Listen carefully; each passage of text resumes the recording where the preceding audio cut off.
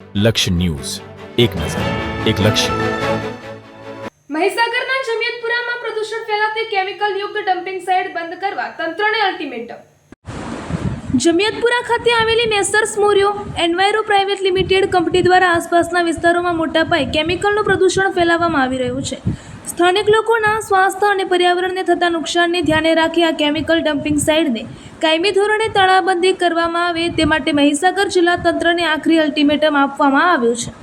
આ સાથે જ ગુજરાત પ્રદૂષણ નિયંત્રણ બોર્ડ દ્વારા સ્થાનિક જળાશયોમાં જે કેમિકલના સેમ્પલ લેવામાં આવ્યા છે તેનો રિપોર્ટ પણ કોઈ પણ જાતની વિલંબ વગર ઝડપથી જાહેર કરવામાં આવે તેવી માંગ સાથે જિલ્લા કલેક્ટરને આવેદનપત્ર આપી રજૂઆત કરવામાં આવી છે. રિપોર્ટર અનિકેત જોશી, મહીસાગર.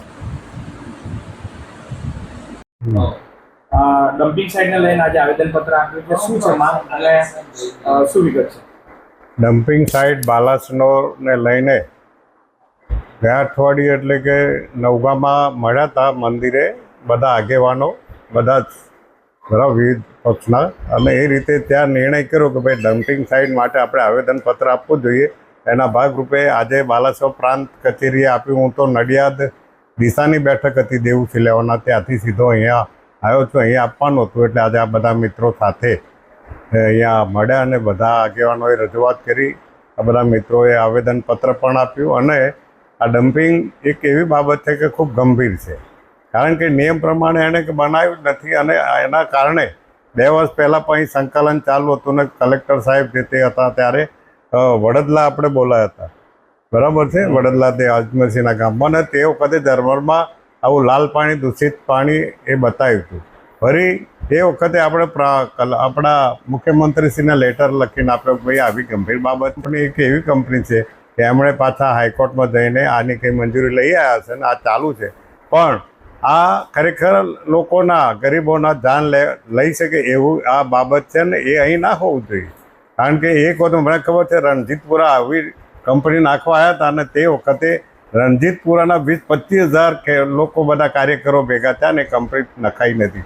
અહીં કયા સંજોગોમાં કેમ થઈ અને આજે આપણે જોઈએ તો એ અહીંયા બહુ દૂરથી ત્યાંથી પસાર થઈએ તો દુર્ગંધ આવે છે. પાણી ચોમાસામાં ખૂબ પડે ત્યારે એ પાણી પર્કોલેટ થઈ અને ધર્મ નદીને આજુબાજુના કુવા બોરમાં જાય, કારણ કે નીચે પાણીના વહેણ વહેતા હોય છે, એમાં પણ આ જાય.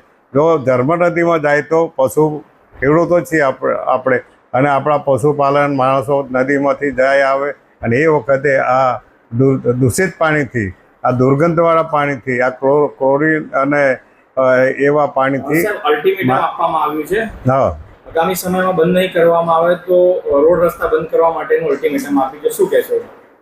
આજે અહીંયા માન્ય કલેક્ટરશ્રીને વાત કરી છે અને સીએમ સાહેબને પણ અમે વાત પહેલાં આપી હતી 2 વર્ષ ફરી, અને આ બંધ થયું હતું. ફરી એ રીતે સરકારશ્રીને આપણે જાણ કરીને કહીશું કે ભાઈ હવે આ બંધ થવું જ જોઈએ, બરાબર? અને થશે, કારણ કે બધા જ આવી જાય આમાં તો કોઈ પક્ષ બધાનો સહકાર છે અને બધા સાથે બધાને જીવવાનું છે, રહેવાનું છે, અને બધાને આની અસર થાય એટલા માટે બધા મળીને આજે આવેદનપત્ર આ બધા મિત્રોએ, આગેવાનોએ અહીંયા કલેક્ટરશ્રીને આપ્યું છે.